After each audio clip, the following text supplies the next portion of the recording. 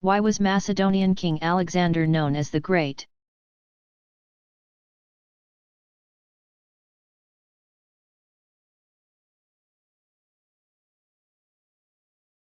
The Macedonian king Alexander the Great, 356 to 323 B.C.,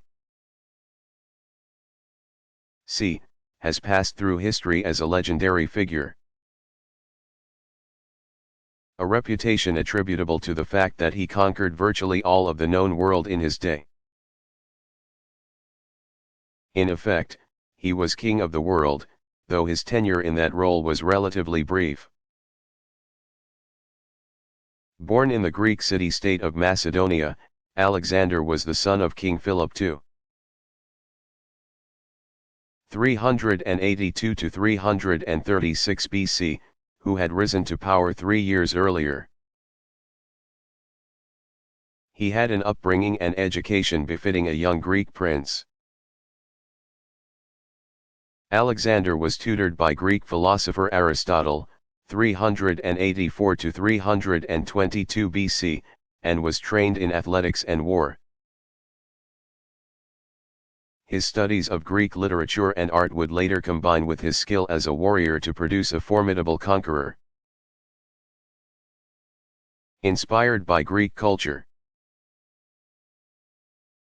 he also possessed the military prowess and cunning necessary to spread Hellenism, Greek culture, throughout the known world.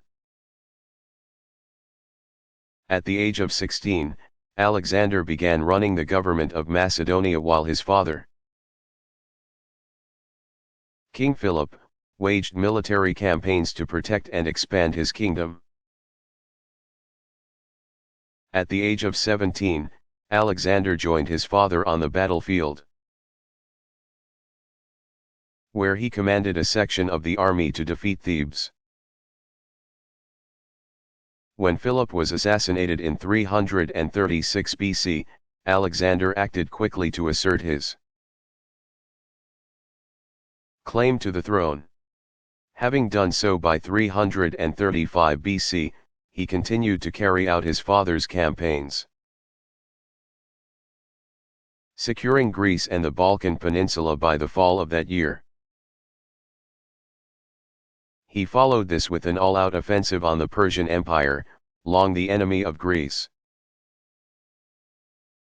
Supremely courageous and confident in his own abilities as well as in his troops, which numbered in the tens of thousands. By the fall of 331 BC, Alexander had defeated the Persian army and along the way claimed Egypt. The centuries-old Persian Empire crumbled, and the young Macedonian king proclaimed himself Lord of Asia.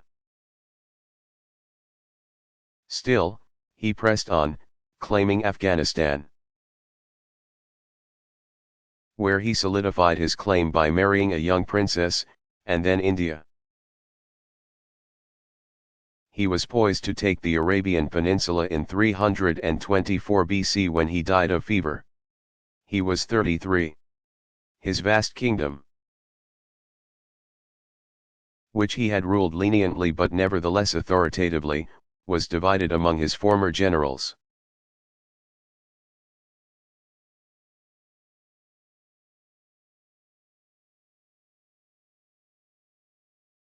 Why was Macedonian King Alexander known as the Great?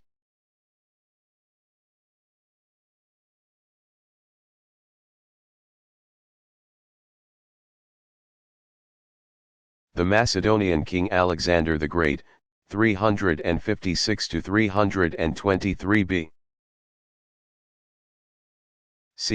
has passed through history as a legendary figure. A reputation attributable to the fact that he conquered virtually all of the known world in his day. In effect, he was king of the world, though his tenure in that role was relatively brief. Born in the Greek city-state of Macedonia, Alexander was the son of King Philip II. 382 to 336 BC, who had risen to power 3 years earlier. He had an upbringing and education befitting a young Greek prince. Alexander was tutored by Greek philosopher Aristotle, 384 to 322 BC, and was trained in athletics and war. His studies of Greek literature and art would later combine with his skill as a warrior to produce a formidable conqueror. Inspired by Greek culture, he also possessed the military prowess and cunning necessary to spread Hellenism, Greek culture, throughout the known world. At the age of 16, Alexander began running the government of Macedonia while his father, King Philip, waged military campaigns to protect and expand his kingdom.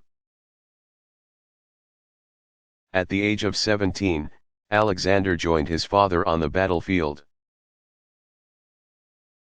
where he commanded a section of the army to defeat Thebes. When Philip was assassinated in 336 BC, Alexander acted quickly to assert his claim to the throne. Having done so by 335 BC, he continued to carry out his father's campaigns, securing Greece and the Balkan Peninsula by the fall of that year. He followed this with an all-out offensive on the Persian Empire, long the enemy of Greece. Supremely courageous and confident in his own abilities as well as in his troops, which numbered in the tens of thousands. By the fall of 331 BC, Alexander had defeated the Persian army and along the way claimed Egypt. The centuries-old Persian Empire crumbled, and the young Macedonian king proclaimed himself Lord of Asia. Still, he pressed on, claiming Afghanistan, where he solidified his claim by marrying a young princess, and then India. He was poised to take the Arabian Peninsula in 324 BC when he died of fever. He was 33. His vast kingdom, which he had ruled leniently but nevertheless authoritatively, was divided among his former generals.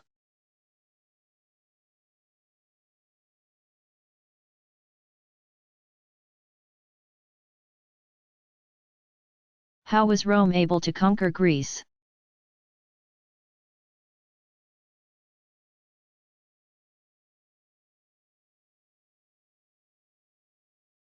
After Alexander the Great died in 323 BC, his generals divided his empire into successor states, but Greece remained under Macedonian control. Though the Greeks would fight the armies of the Macedonian kings into the 200s BC, they would not achieve independence, and instead associations of Greek city-states again fought each other. Meantime, just to the west, Rome had been conquering lands to become a formidable power in the Mediterranean and soon began to look eastward to expand its authority. When Rome conquered Macedonia in 197 BC, Greece was liberated. 50 years later, in 146 BC, Greece was conquered by Rome and was divided into provinces. While the city-states had no military or political power, they nevertheless flourished under Roman rule.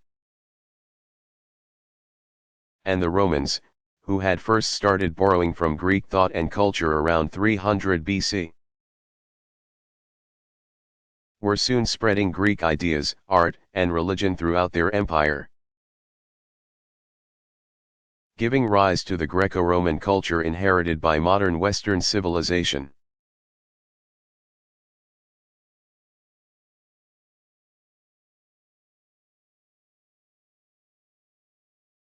How was Rome able to conquer Greece?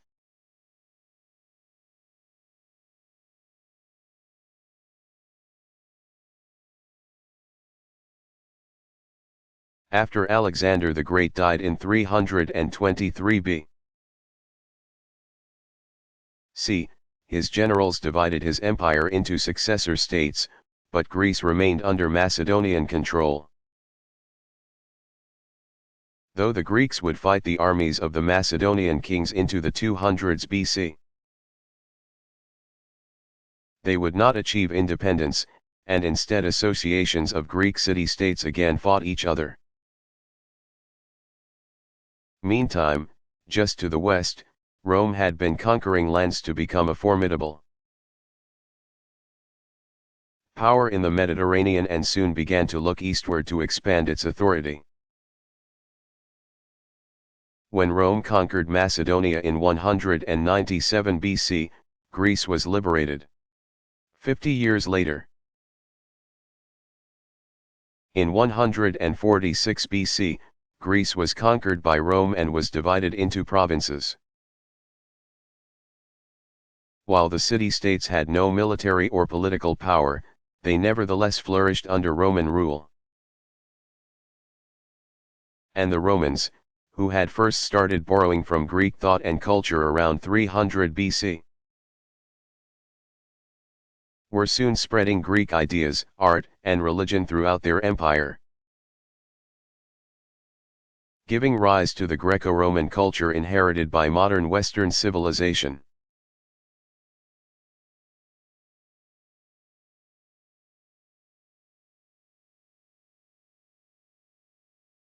What were the Punic Wars?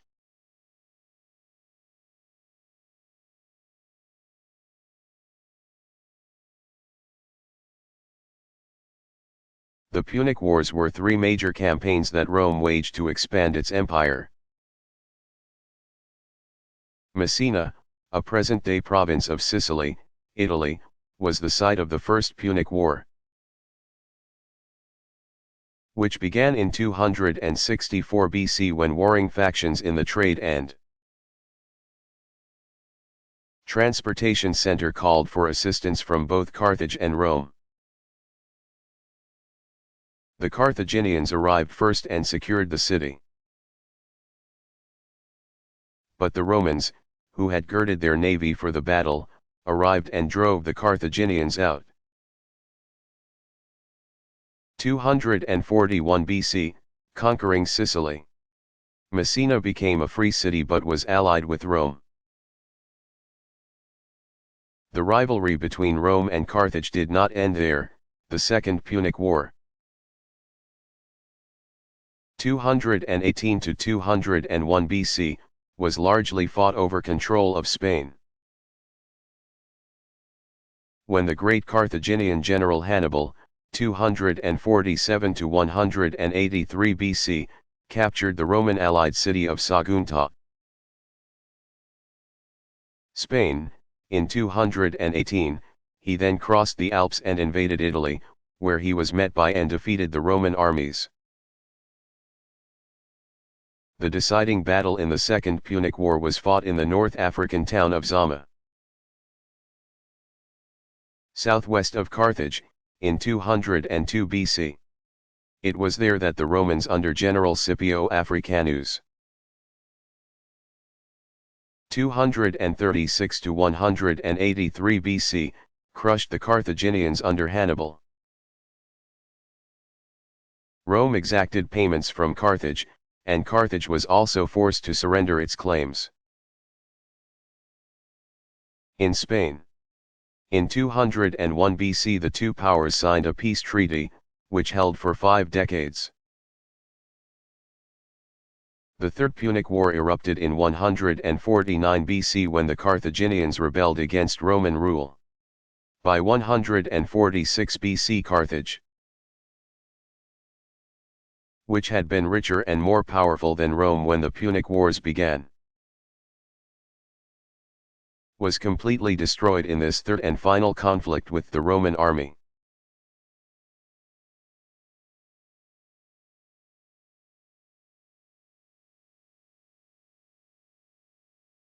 What were the Punic Wars?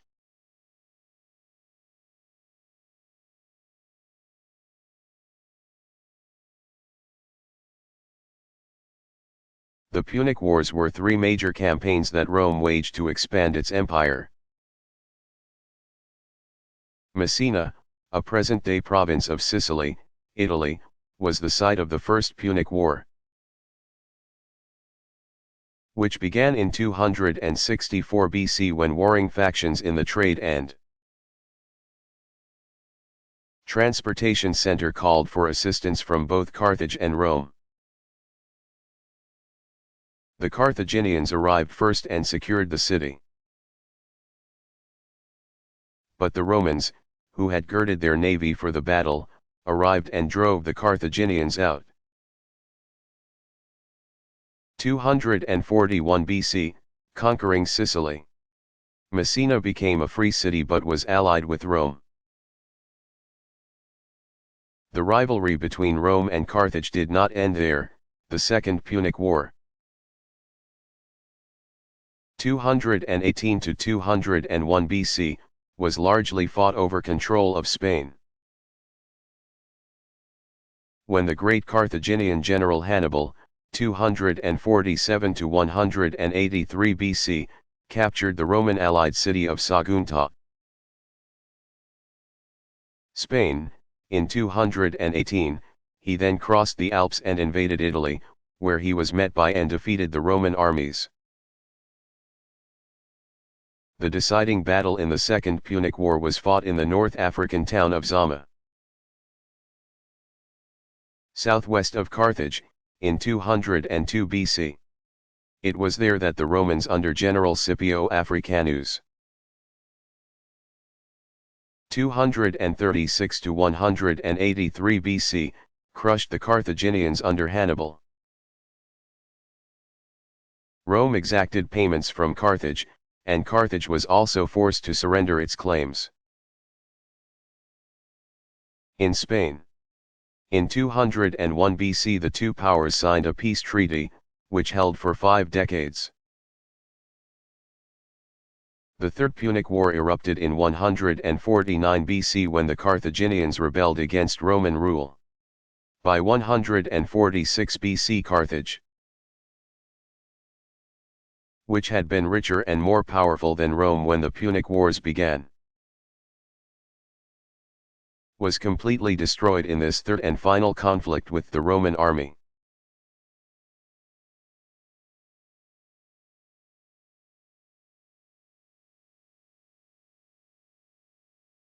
What were the Punic Wars?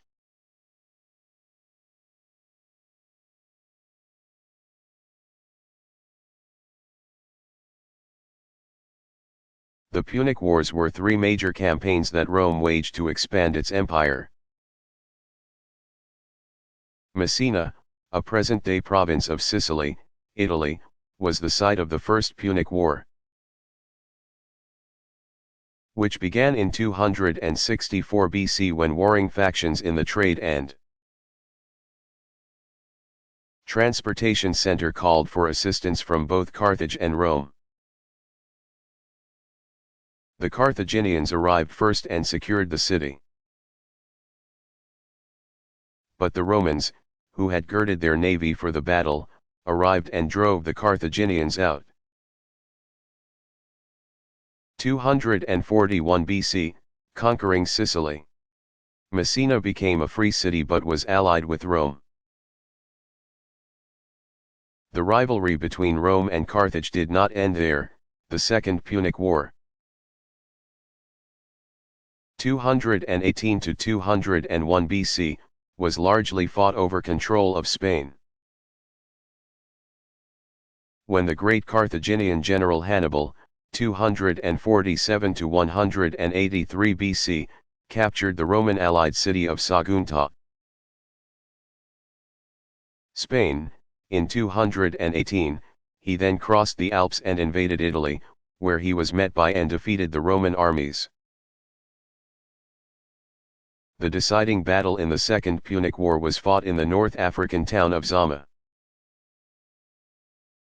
southwest of Carthage, in 202 BC.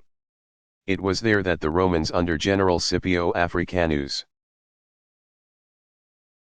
236 to 183 BC, crushed the Carthaginians under Hannibal.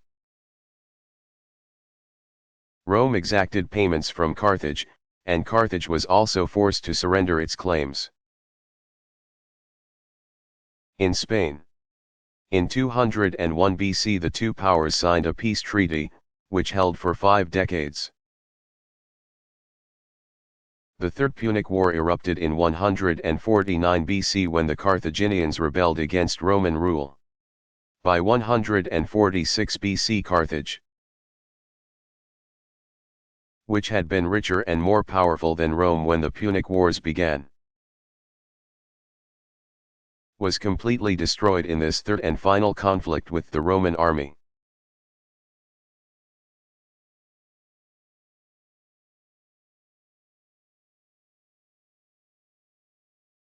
What is the Mars rover?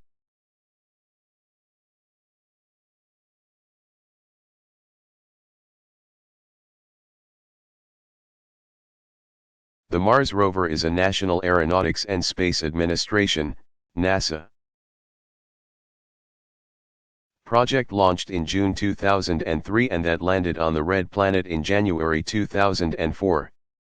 2 rovers, named Spirit and Opportunity,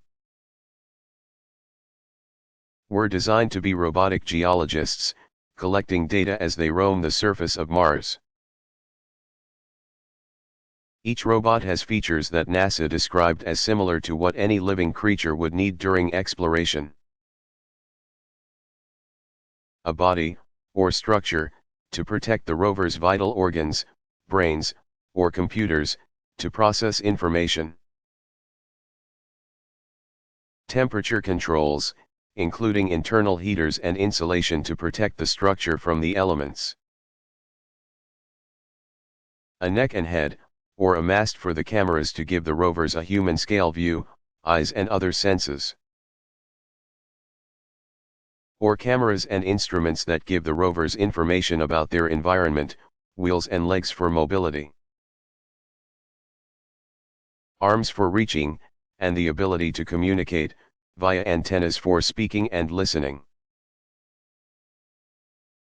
The rovers are powered by batteries and solar panels. Since the first data began to be returned to Earth in early March 2004, the rovers have provided scientists with data and impressive images for research and study.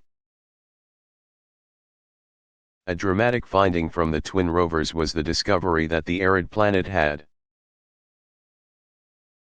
once been wet and possibly habitable, based on data collected by Opportunity. Researchers concluded that liquid water was once intermittently present at the Martian surface. Observers can track the progress of Spirit and Opportunity, each exploring different areas of the red planet. At the NASA website, http://marsrovers.jpl.nasa.gov/homeindex.html.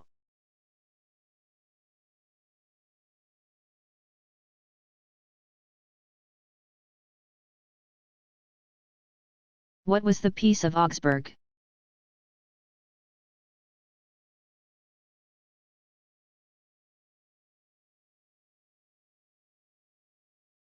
The Peace of Augsburg of 1555 came as a result of the Reformation and effectively carved up Europe between the Roman Catholic Church and the new Lutheran, Protestant, Church. Charles V, 1500 to 1558, was Holy Roman Emperor at the time, and though he hated to concede lands to Protestantism,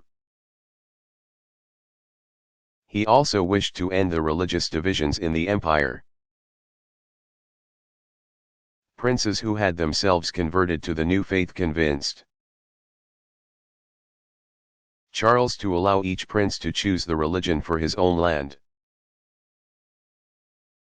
Thus, the Peace of Augsburg officially recognized the Lutheran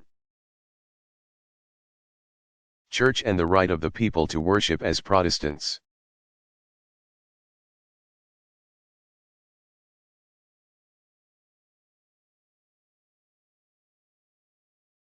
What was the diet of worms?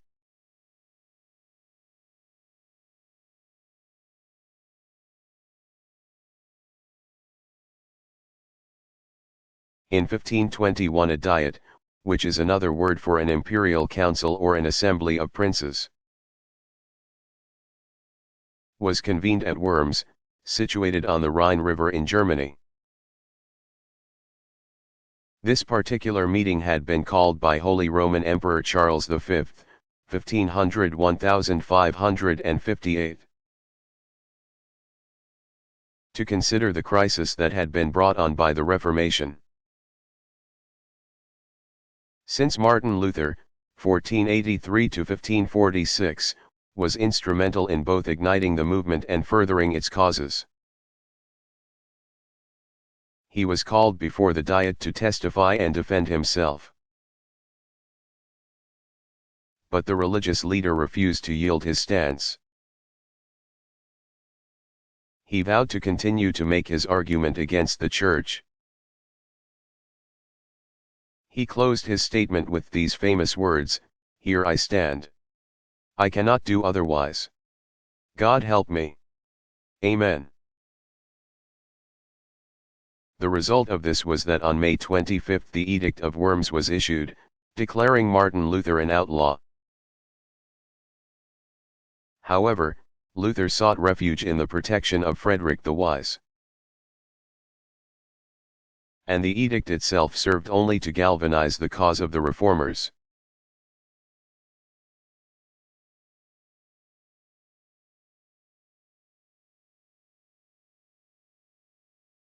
Were the Pilgrims explorers?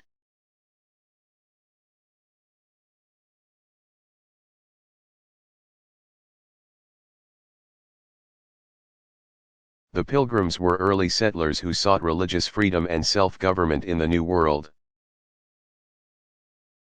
Since theirs was a religious journey, they described themselves as pilgrims. In fact, they were separatists, Protestants who separated from the Anglican Church to set up their own church. In 1609 they fled their home in Intrebari, England, and settled in Holland. Fearing their children would lose contact with their own culture, becoming assimilated into the Dutch culture, the group decided to voyage to America to establish their own community. In 1620 they arrived on the rocky western shore of Cape Cod Bay, Massachusetts.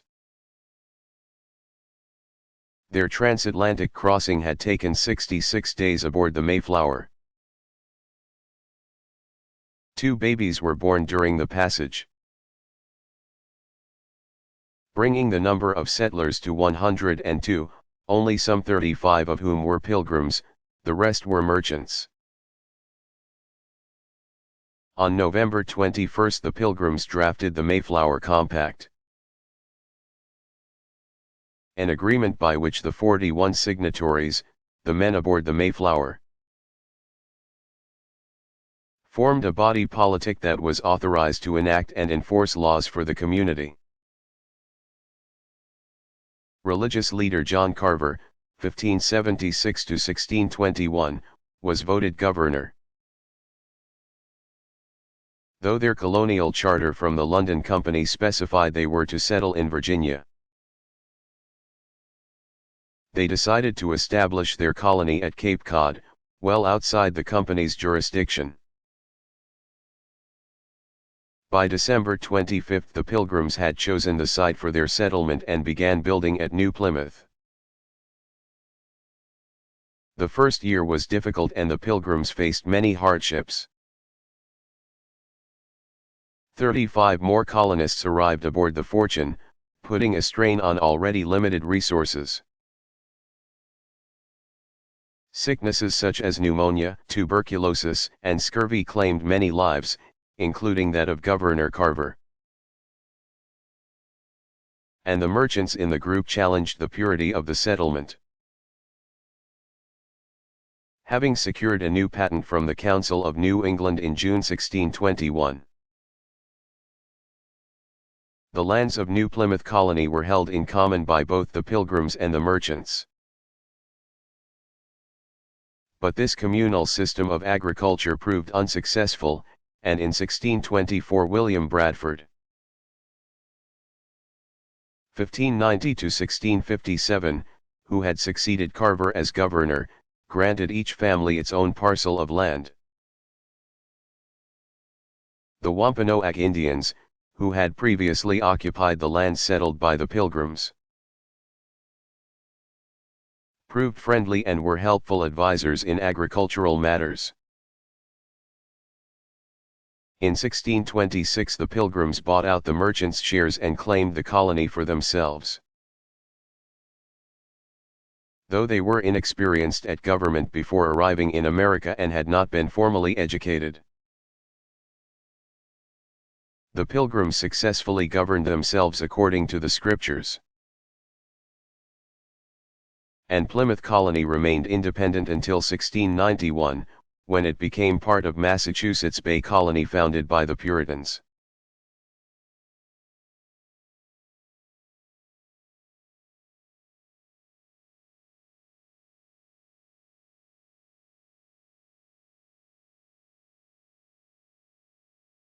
What was the Trojan War?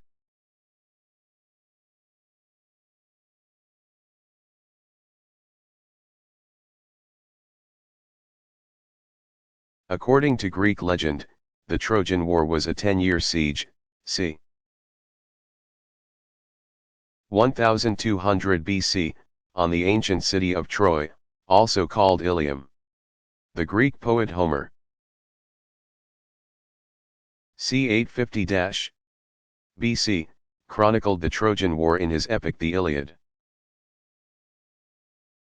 According to Homer, the Greek Mycenaeans, under their great king Agamemnon, set out to conquer the city of Troy,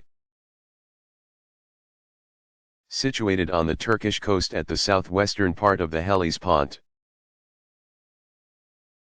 The Hellespont, now called the Dardanelles, and the Bosporus are narrow straits that connect the Aegean Sea with the Black Sea. As such, they are the gateway between Europe and Asia. And in Mycenaean times they held the key to control of the profitable Black Sea trade. In hopes of taking over that trade, Agamemnon's army attacked the powerful city of Troy, launching the decade-long campaign. The mythological war likely reflected a real war that was fought over the Dardanelles about 1200 BC.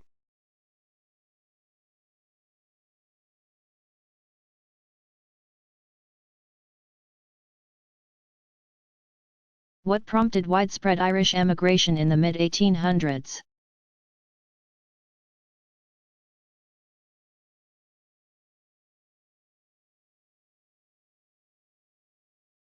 In 1845 Ireland's potato crop failed. Though crop failures in Europe were widespread at the time, the blight in Ireland was particularly hard-hitting because of the reliance on a single crop, potatoes, as the primary source of sustenance. The Great Famine that resulted lasted until 1848. The effect was a drastic decline in the Irish population due both to deaths and to emigration. Between 700,000 and 1 million people died in Ireland during the Great Famine. And between 1846 and 1854 alone, 1.75 million left the country in search of a better life elsewhere. 3/4 of those were headed to the United States. In the years after the Great Famine, experts determined that the blight of the late 1840s was caused by a fungus that was probably introduced to Ireland by a ship from North America, where there had been crop failures in the early 1840s. Sad irony that the very conduit that had likely borne the blight from north America to Ireland also carried immigrating Irish back to North American shores.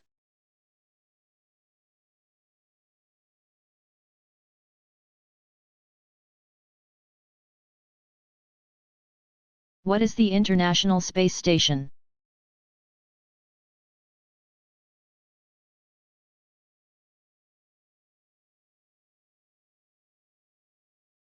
It is a scientific laboratory orbiting about 250 statute miles above Earth. The International Space Station, ISS, is a cooperative project among 16 nations. Led by the United States, the other partners in what is called the most complex science project in history are Russia,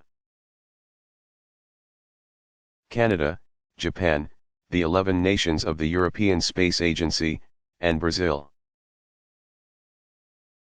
When completed, the ISS will have a mass of about 1,040,000 pounds. Will measure 356 feet across and 290 feet long. And will have almost an acre of solar panels to provide electrical power to 6 state-of-the-art laboratories. The ISS was built through a series of missions, the first of which was the U.S. designed. Russian-built space module Zarya, Sunrise, launched November 20, 1998. The original plan called for completion of the ISS in 2004, but construction was extended into 2006.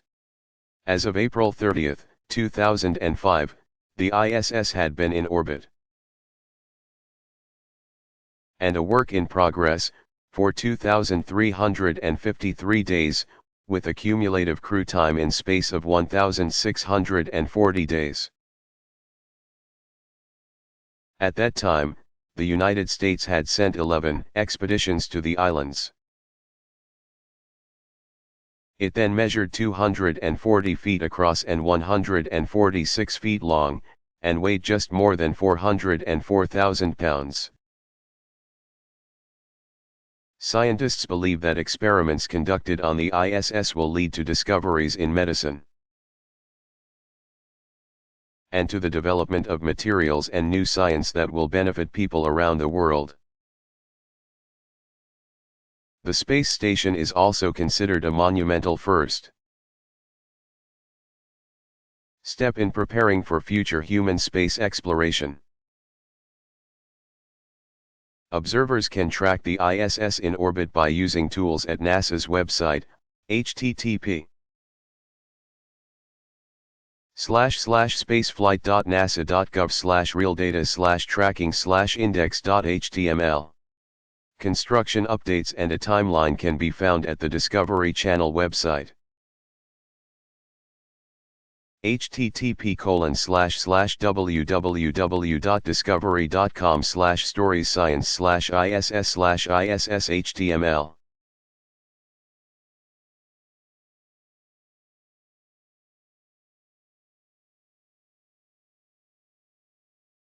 Who were the Puritans?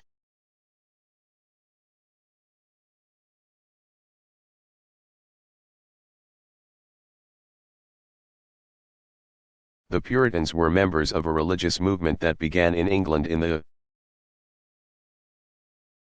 1500s and lasted into the first half of the 1600s, when it spread to America as well. Influenced by the teachings of religious reformers John Wycliffe, c. 1330 to 1384, and John Calvin, 1509 to 1564, the Puritans were so named because they wanted to purify the Anglican Church, also known as the Church of England. They believed too much power rested with the church hierarchy, its priests, bishops, and cardinals. That the people, called the laity or lay members, should have more involvement in church matters.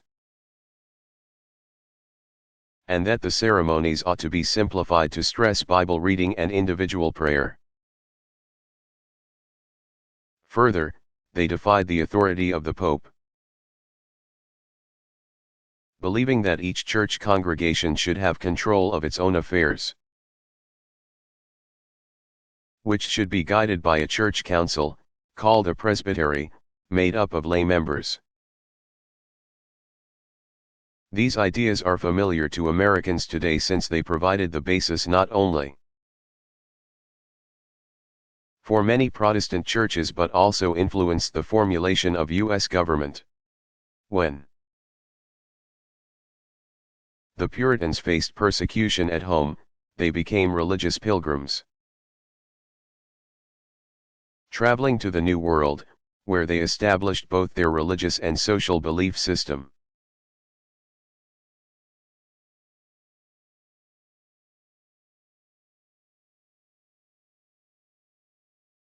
How were the Puritans different from the Pilgrims?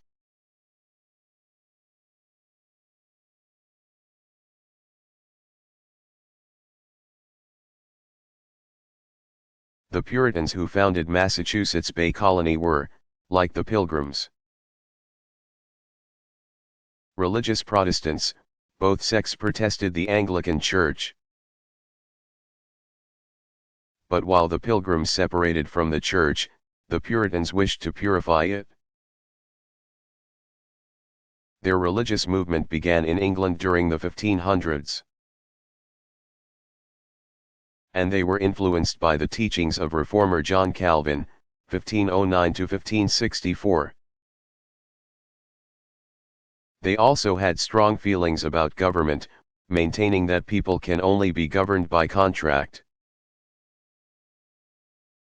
such as a constitution, which limits the power of a ruler.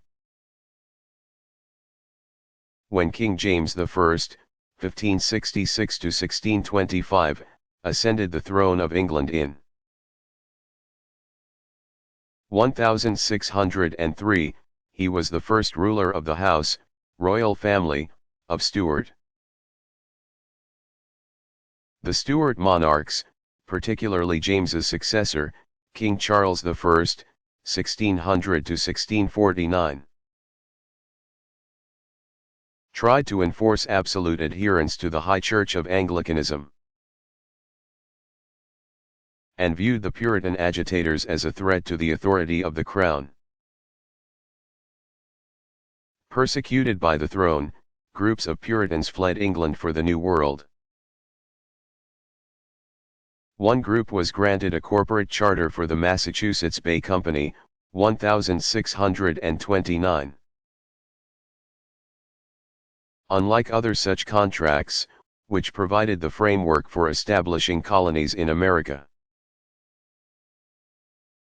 this one did not require the stockholders to hold their meetings in England. Stockholders who made the voyage across the Atlantic would become voting citizens in their own settlement. The board of directors would form the legislative assembly, and the company president, Puritan leader John Winthrop, 1588 to 1649, would become the governor. In 1630 they settled in what is today Boston and Salem, Massachusetts, establishing a Puritan commonwealth. By 1643 more than 20,000 Puritans arrived in Massachusetts, in what is called the Great Migration. Puritans also settled in Rhode Island, Connecticut, and Virginia during the colonial period.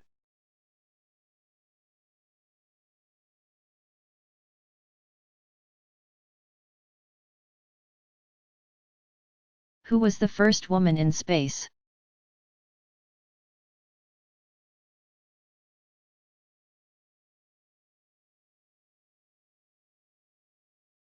The Soviets claim the distinction of putting the first woman into space. On June 16, 1963, cosmonaut Valentina Tereshkova-Nikolova, 1937, was launched into space aboard the Vostok 6. She spent 3 days circling Earth. It was 20 years before the United States would match the accomplishment. On June 18, 1983, Sally K. Ride, 1951, and 4 other crew members were launched into space aboard the Space Shuttle Challenger. Ride remained with the National Aeronautics and Space Administration. NASA, for 4 years after completing the mission. She served on the Presidential Commission that investigated the 1986 Challenger disaster.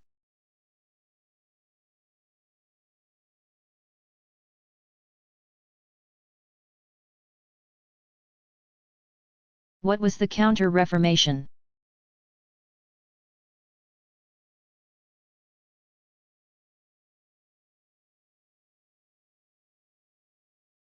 Also called the Catholic Reformation, it was the Roman Catholic Church's response to the Protestant Reformation of the 16th century. Some parishioners and members of the Roman Catholic clergy had already been calling for reforms within the Church for more than 2 centuries when in 1517 German monk and theology professor Martin Luther 1483–1546, nailed his 95 Theses to the door of the Castle Church at Wittenberg, Saxony, Germany. His theses attacked the doctrines and authority of the Church, sparking the Reformation. The movement's leaders, called Protestants because they protested against the Catholic Church, changed the religious landscape of Europe by creating new Christian churches. But a movement to make changes inside the Catholic Church also began. The turning point came in 1534 when Paul III, 1468–1549, became Pope. Realizing that the Church must respond to what it viewed as a religious crisis, Pope Paul convened the Council of Trent, in Italy, which was charged with reviewing all aspects of religious life. The ecumenical group met from 1545 to 1547, 1551 to 1552, and 1562 to 1563. And out of those deliberations emerged the modern Catholic Church. The Counter-Reformation was aided by a group of priests and brothers known as the Jesuits. Members of the Society of Jesus, a religious order of the Roman Catholic Church. The Jesuits were instrumental in spreading the word of the reforms and in promoting a new spirit within the Catholic Church.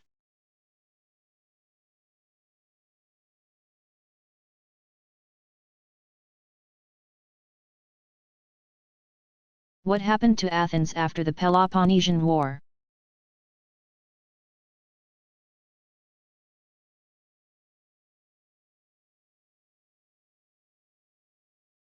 At the same time that Athens was under attack from Sparta,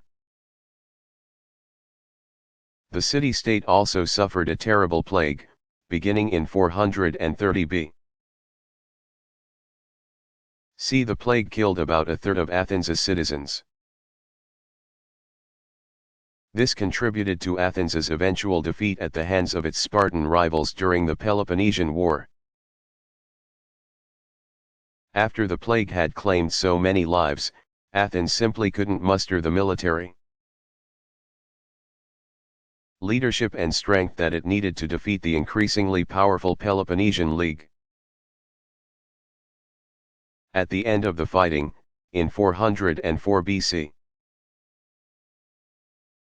Athens was in ruins. Sparta became the dominant city-state in the Greek world. But conflicts continued among the city-states, and Thebes eventually defeated Sparta in 371 BC. As a result of the ongoing warfare, The Greek economic conditions declined, and the gap between rich and poor widened. The public spirit that had been the hallmark of the golden age of Greece disappeared. In short, the city-states were no longer the glorious entities they had once been. While the Greek city-states were in decline, Greece's neighbor to the north, Macedonia, was growing more powerful. In 353 BC, Macedonian King Philip II, 382 to 336 BC, launched an attack on Greece. The war that resulted did not end until 338 BC, when Greece was finally conquered. The Macedonian victory was only the first part of Philip's plans. He believed a combined Macedonian-Greek army could defeat the powerful Persians. But he was not to see this happen. When Philip was killed by a Macedonian in 336 BC,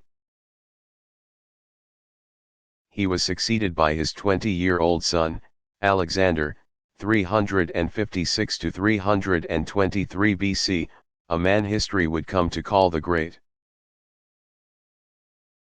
Alexander carried out his father's plan to invade Persia. And 2 years after Philip's death, Alexander began a 10-year campaign that ultimately conquered the Persian Empire. By the time he was 30 years old, Alexander had conquered much of the known world, expanding his empire from Egypt to India.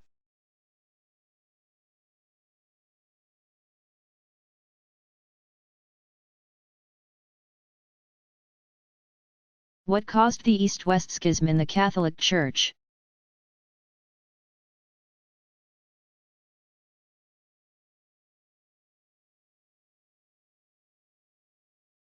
During the Middle Ages, 500-1350, cultural, geographical, and even political differences caused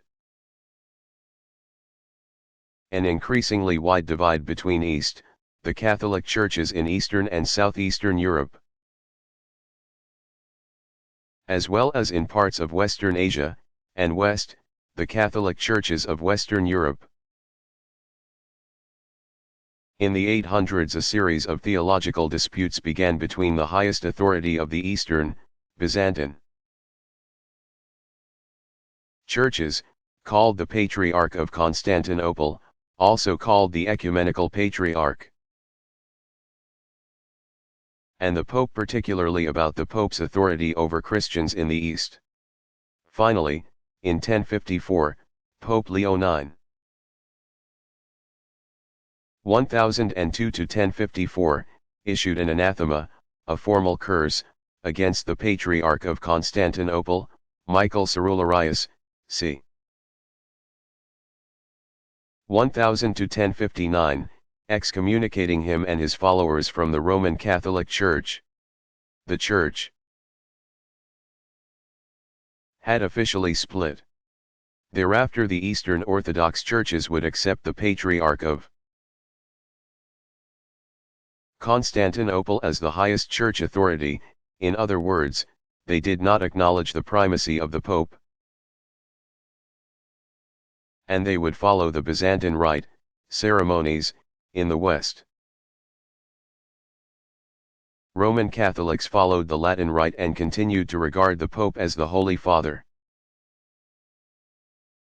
When the Ottoman Empire captured Constantinople, present-day Istanbul, Turkey, in 1453, Orthodox Christians in the East came under Muslim rule. This lasted into the 1800s.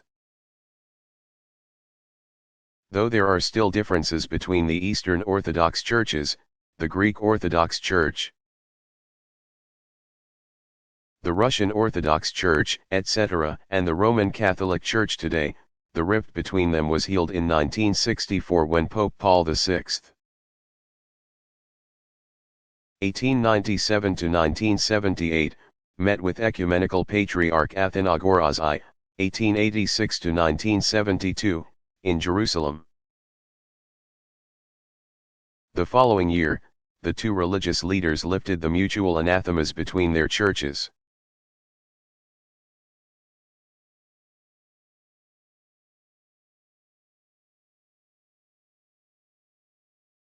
What were the results of the Reformation?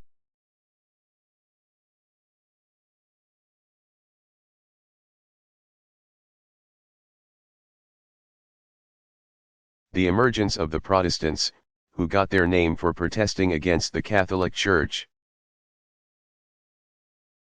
was officially recognized by Holy Roman Emperor Charles V, 1500–1558, with the Peace of Augsburg, 1555, which granted the people the right to worship as Lutherans, the church named for reformer Martin Luther 1483–1546. But the hostility between Catholic and Protestant countries erupted in 1618 with the 30 Years' War. That series of conflicts, which had become increasingly political as it raged, was ended with the Peace of Westphalia, which, among other things, stipulated that Lutheranism and Calvinism, or Presbyterianism, founded by Frenchman John Calvin 1509–64, be given the same due as Catholicism. Through acts of state, both Catholicism and Protestantism took hold in Europe, with the northern countries, including those of Scandinavia, turning toward the new churches and the southern countries remaining Catholic. For the most part, the Reformation fostered an attitude of religious tolerance among Christians. However, conflict would continue, to the present day, in the British Isles, after Queen Elizabeth I. 1533–1603, adopted a moderate form of Protestantism, called Anglicanism, as the official religion of England. English Protestants colonized Ulster, northern Ireland, and in so doing gave rise to hostilities with their Irish Catholic countrymen to the south. For its part, the Catholic Church, too, underwent a period of reform, called the Counter-Reformation, which rid the Church of many of its pre-Reformation problems to emerge as a stronger religious body.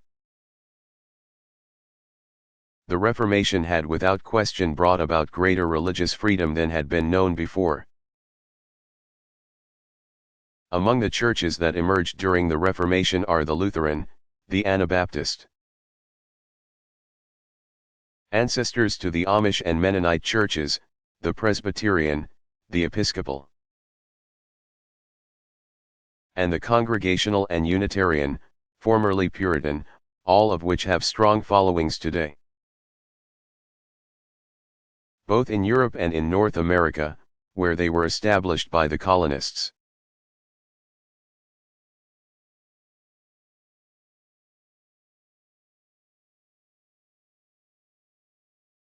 What were the Dutch colonial holdings?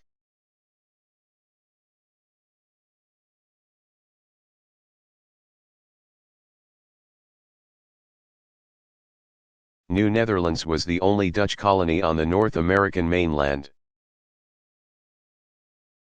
It consisted of lands surrounding the Hudson River, in present-day New York, and, later, the lower Delaware River, in New Jersey and Delaware. Explorers from the Netherlands first settled the area in about 1610. In 1624 the colony of New Netherlands was officially founded by the Dutch West India Company. On behalf of the company, in 1626 Dutch colonial official Peter Minuit, 1580–1638, purchased the island of Manhattan from the American Indians for an estimated $24 in trinkets. The colonial capital of New Amsterdam, present-day New York City, was established there. The Dutch held the colony until 1664, when it was conquered by the English under the direction of the Duke of York. James II, 1633–1701, the king's brother. The English sought the territory since New Netherlands separated its American holdings. Under British control, the area was divided into two colonies, New Jersey and New York. During the colonial period, the Netherlands also claimed the West Indies islands of Aruba, Bonaire, and Curaçao, called the Netherlands Antilles, which were administered separately from New Netherlands on the North American mainland.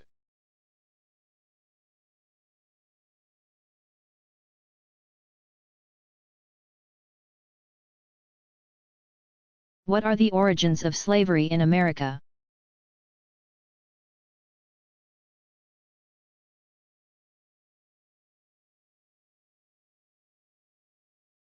The roots of slavery in North America date back to about 1400, when the Europeans arrived in Africa.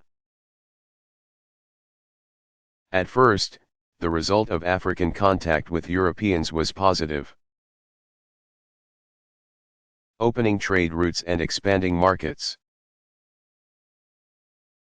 Europeans profited from Africa's rich mineral and agricultural resources and for a while abided by local laws governing their trade. Africans benefited from new technologies and products brought by the Europeans. But the relationship between the two cultures soon turned disastrous as the Europeans cast their attention on a decidedly different African resource, the people themselves. As the Portuguese in West and East Africa began trading in human lives and the Dutch in South Africa clashed with the native people who, once displaced by the wars, became servants and slaves. Other Europeans began calculating the profits that could be made in the slave trade. By the end of the 1400s, Europeans had landed in the New World. Soon Europe's established and emerging powers vied for control of territories in the new lands of North and South America and the West Indies. The Spaniards, Portuguese, Dutch, English, and Swedes all made claims in the Western Hemisphere and began setting up colonies. By the mid-1600s, triangular patterns of trade emerged. The most common route began on Africa's west coast, where ships picked up slaves. The second stop was the Caribbean islands, predominantly the British and French West Indies, where the slaves were sold to plantation owners and traders used the profits to purchase sugar, molasses, tobacco, and coffee. These raw materials were then transported north to the third stop, New England, where a rum industry was thriving. Their ships were loaded with the spirits before traders made the last leg of their journey back across the Atlantic to Africa's west coast, where the process began again. Other trade routes operated as follows. 1. Manufactured goods were transported from Europe to the African coast. Slaves to the West Indies, and sugar, tobacco, and coffee transported back to Europe, where the route began again. And 2. Lumber, cotton, and meat were transported from the colonies to southern Europe. Wine and fruits to England, and manufactured goods to the colonies, where the route began again.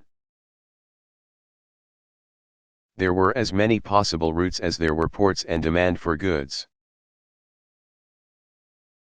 The tragic result of the triangular trade was the transport of an estimated 10 million black Africans. Sold into slavery, these human beings were often chained below deck and allowed only brief, if any, periods of exercise during the transatlantic crossing, which came to be called the Middle Passage.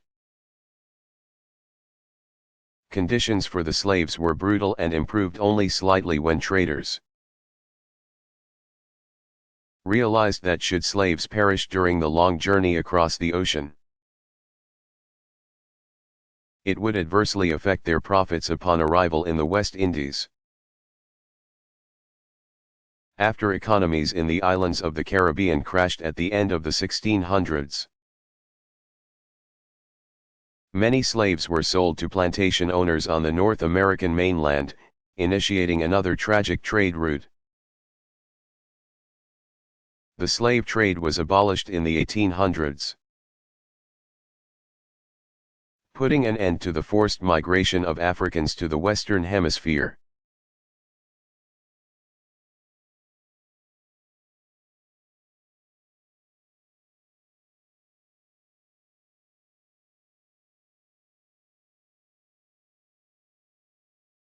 What was the goal of the Lewis and Clark expedition?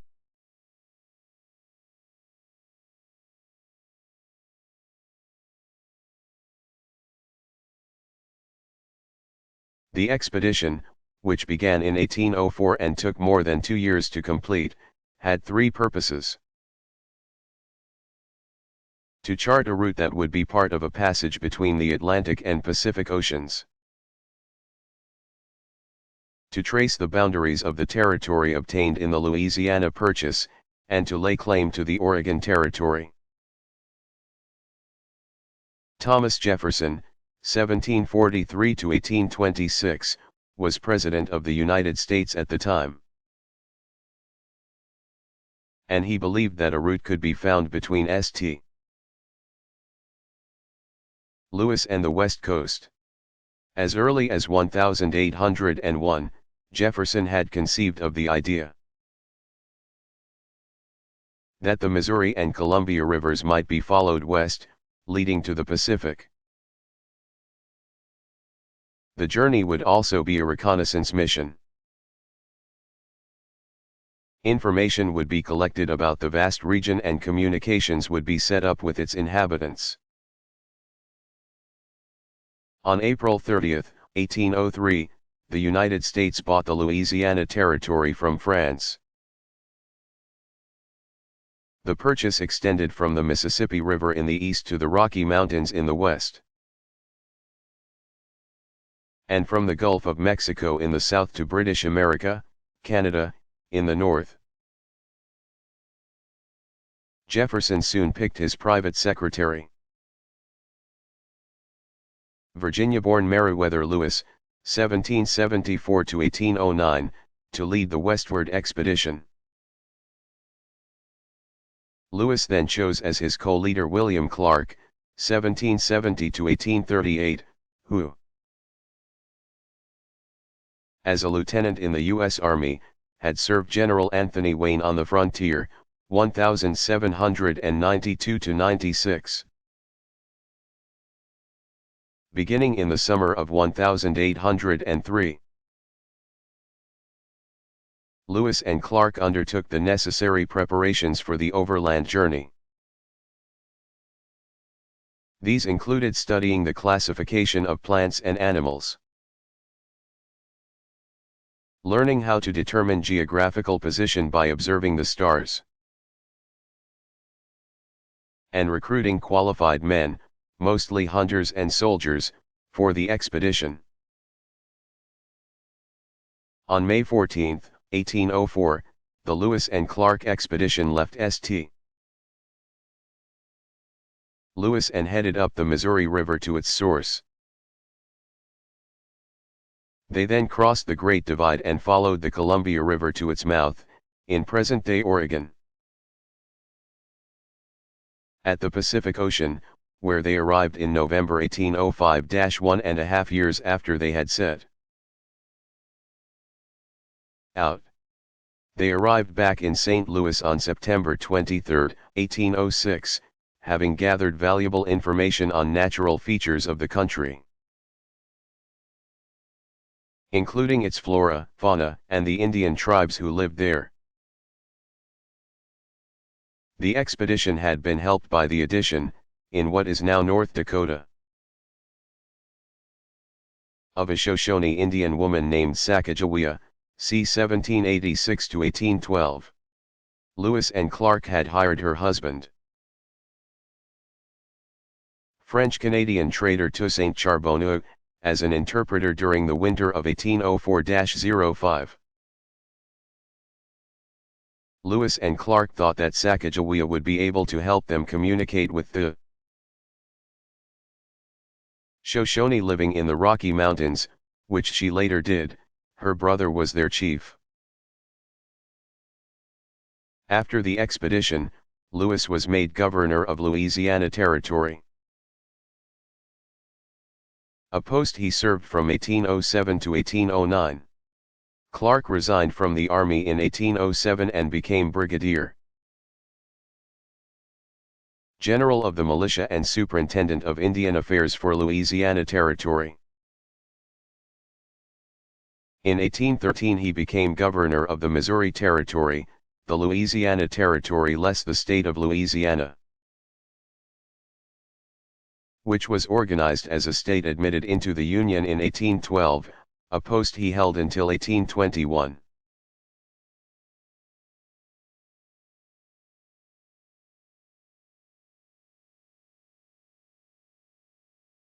What were the Swedish colonial holdings?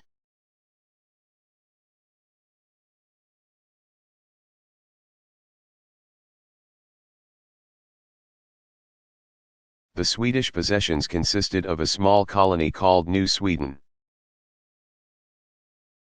established in 1638 at Fort Christina, present-day Wilmington, Delaware. The Swedes gradually extended the settlement from the mouth of the Delaware Bay, south of Wilmington, northward along the Delaware River as far as present-day Trenton, New Jersey. The settlers were mostly fur traders, though there was farming in the colony as well. In 1655 the territory was taken by the Dutch in a military expedition led by Director General of New Netherlands Peter Stuyvesant, c. 1610–1672. For 9 years the territory was part of the Dutch colonial claims called New Netherlands. In 1664 the English claimed it and the rest of New Netherlands. Delaware was set up as a British proprietary colony, which it remained until the outbreak of the American Revolution, 1775–83. New Sweden was the only Swedish colony in the Americas.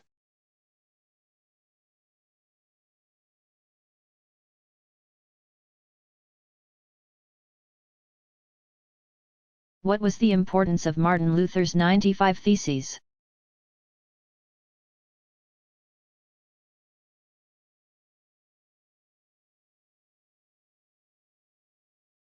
The Reformation as a movement began on October 31, 1517, when the German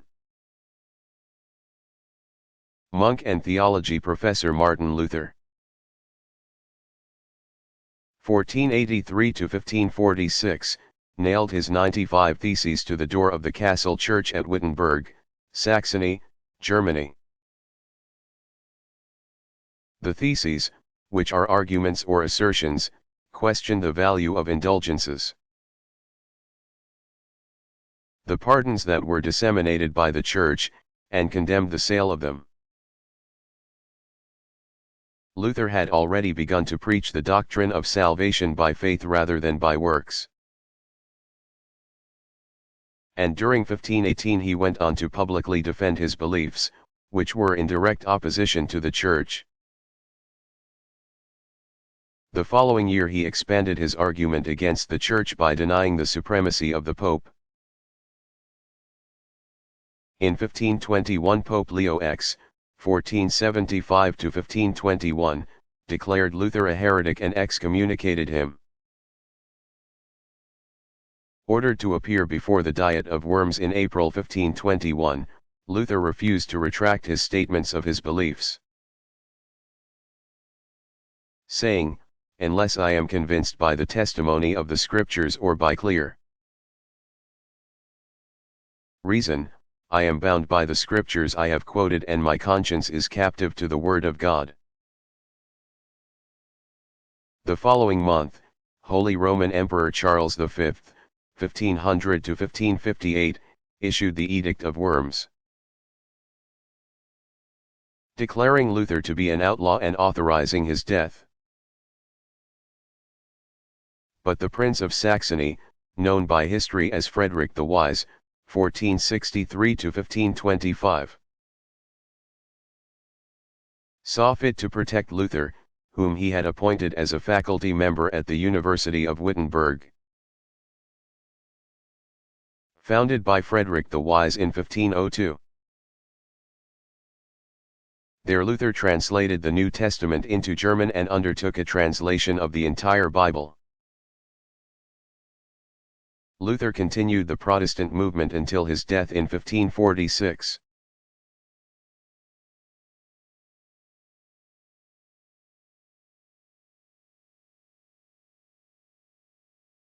Who are the Jesuits?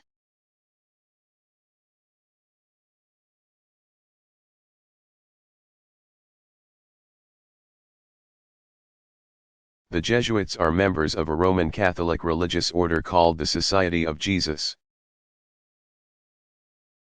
The group was founded by Saint Ignatius of Loyola, 1491–1556. Born into nobility as Inigo de Onís y Loyola, the Spaniard became a knight in 1517. In that capacity he fought against the French in their siege 1521 of Pamplona, northeast of Madrid. But he was seriously wounded in the battle and retreated to a commune in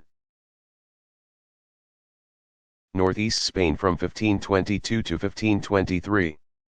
There Ignatius heard a religious calling and subsequently undertook a pilgrimage to Jerusalem, 1523 to 1524. Committed to a religious life, he embarked on a program of disciplined writing and study in Spain and in Paris, France. Even before he was ordained in 1537, Ignatius had gained followers. The Spanish missionary Francis Xavier, 1506–1552, among them. With his companions Ignatius founded the Society of Jesus in 1539, the religious order was approved by Pope Paul III, 1468–1549, the following year. Jesuits are known for leading structured lives and for their self-discipline, commitment to the Pope, and missionary work. They have a profound belief in education, and as such have long been leaders in learning and in the sciences. The order was suppressed in 1773 but restored in 1814.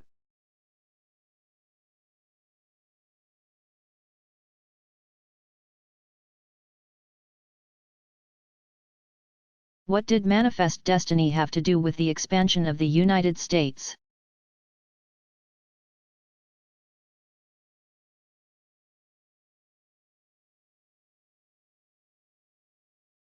The doctrine of manifest destiny emerged in the United States in the early 1800s and by the 1840s had taken firm hold. Adherents believed that Americans had a God-given right and duty to expand their territory and influence throughout North America. Manifest Destiny was a rallying cry for expansionism and prompted rapid U.S. acquisition of territory during the 1800s. The acquisitions began in 1803 with the purchase of Louisiana Territory from France. In 1819 Florida and the southern strip of Alabama and Mississippi, collectively called the Old Southwest, were acquired from Spain in the Adams-Nice Treaty. In 1845 Texas was annexed after white settlers fought for and declared freedom from Mexico, forming the Republic of Texas and petitioning the Union for statehood. In 1846 the western border between Canada and the United States was determined to lie at 49 degrees north latitude, the northern boundary of what is today Washington State, in 1848 by the Treaty of Guadalupe Hidalgo.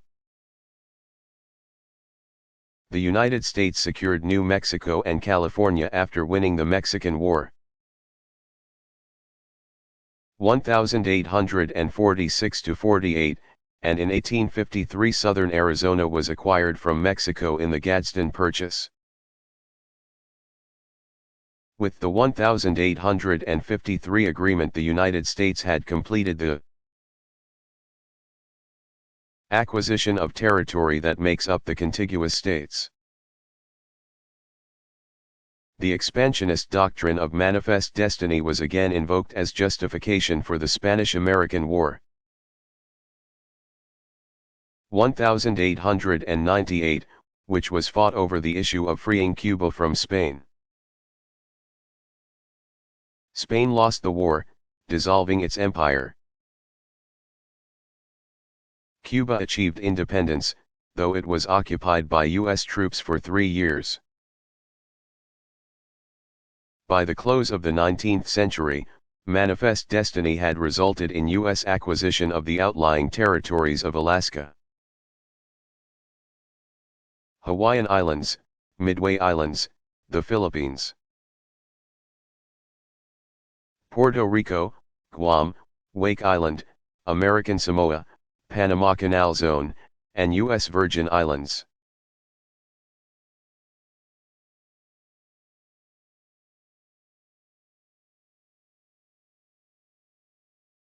What is a Trojan horse?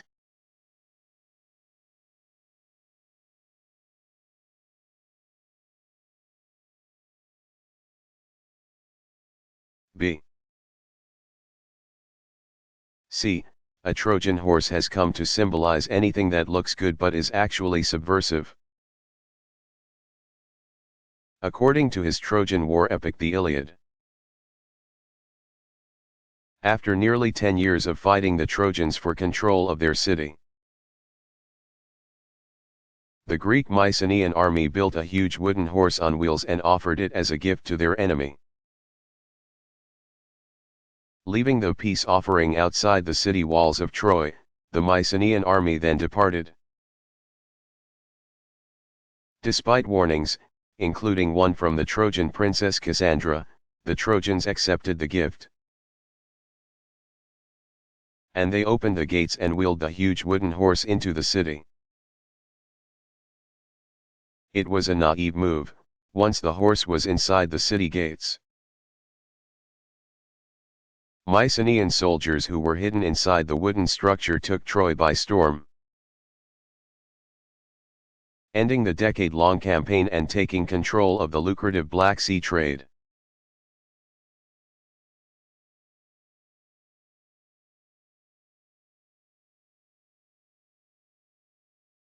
What impact did the Challenger disaster have on the U.S. space program?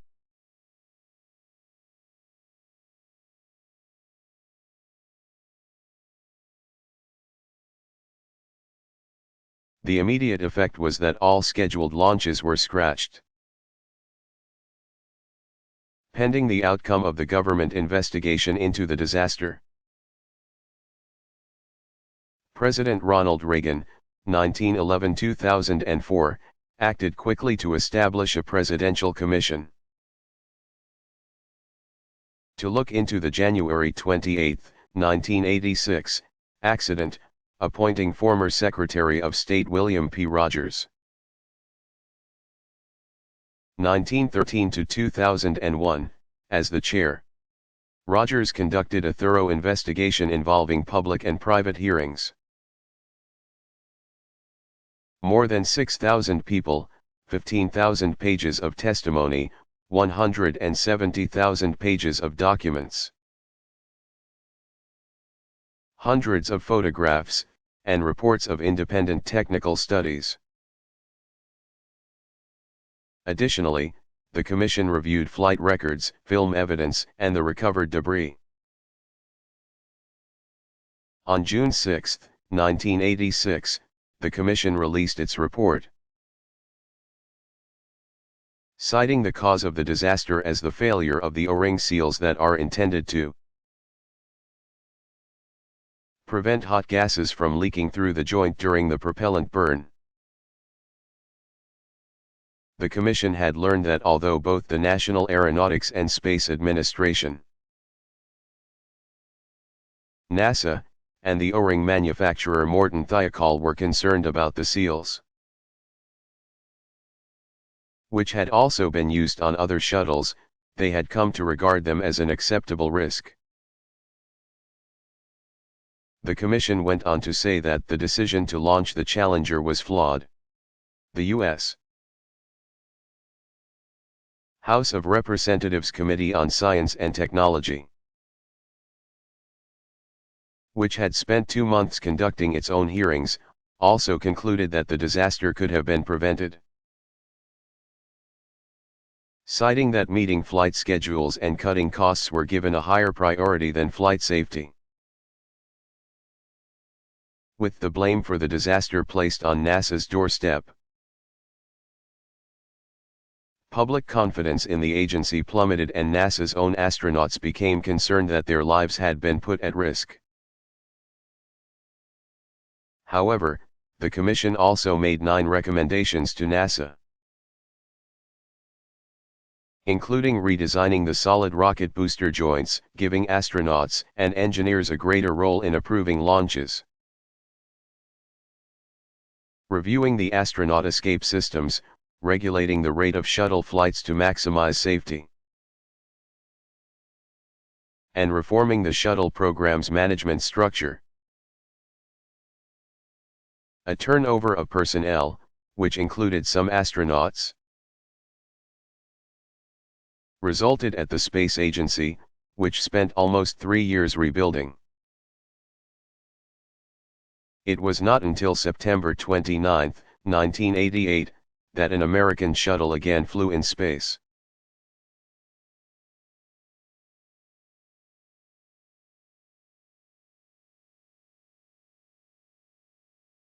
How was Rome able to conquer Greece?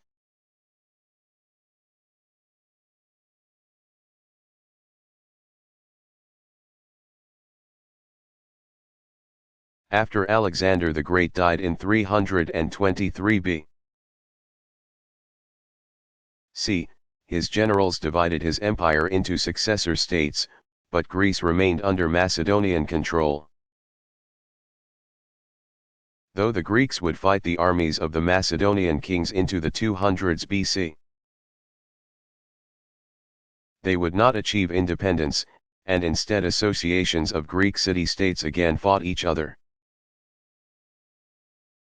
Meantime, just to the west, Rome had been conquering lands to become a formidable power in the Mediterranean and soon began to look eastward to expand its authority.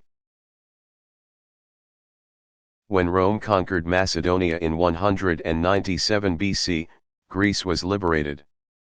50 years later, in 146 BC, Greece was conquered by Rome and was divided into provinces. While the city-states had no military or political power, they nevertheless flourished under Roman rule. And the Romans, who had first started borrowing from Greek thought and culture around 300 BC,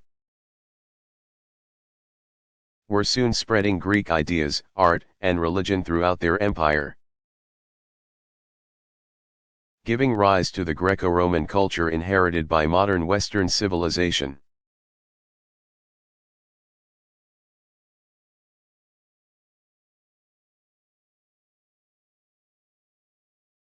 What was the Great Famine?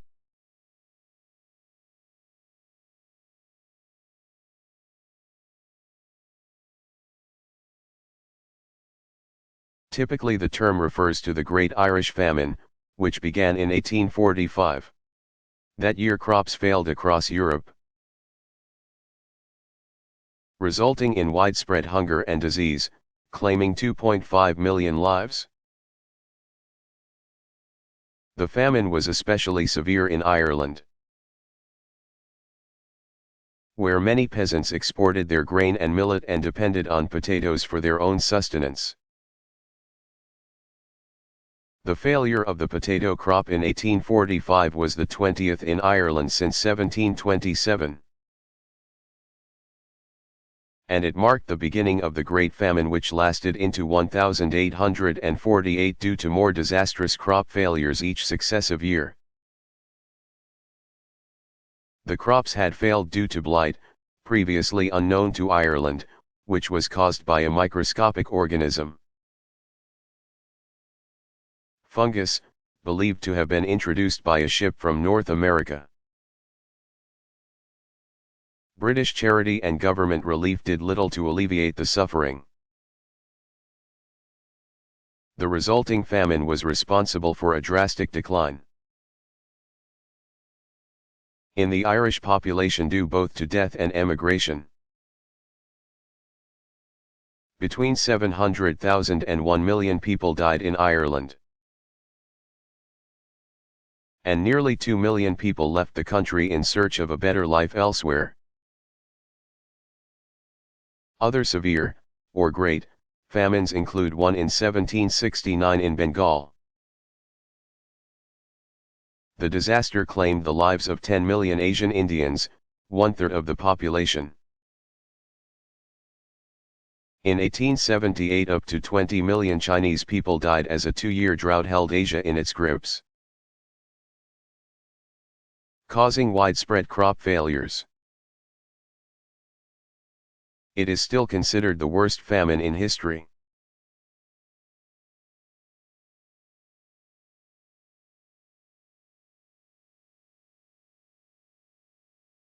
Why was the Mars Pathfinder project important?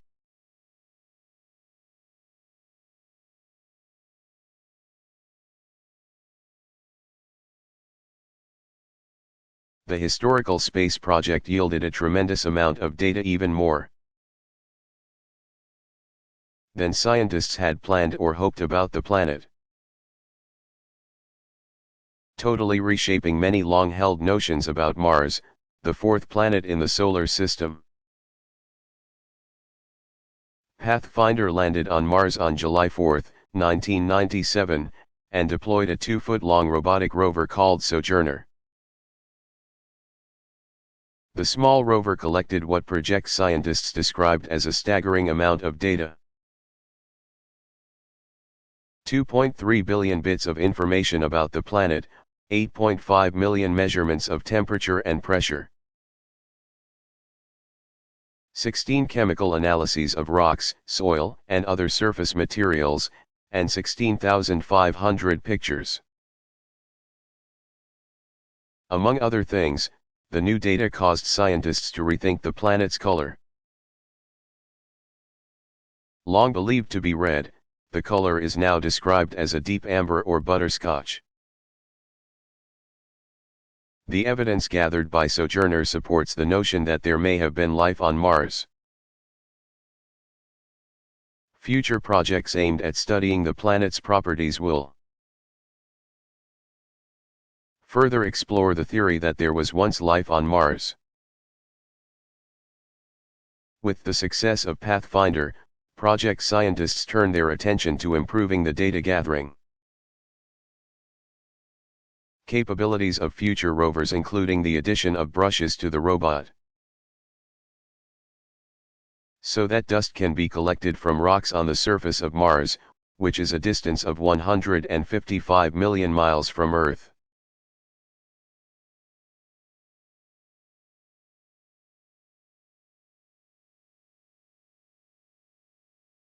What was the Reformation?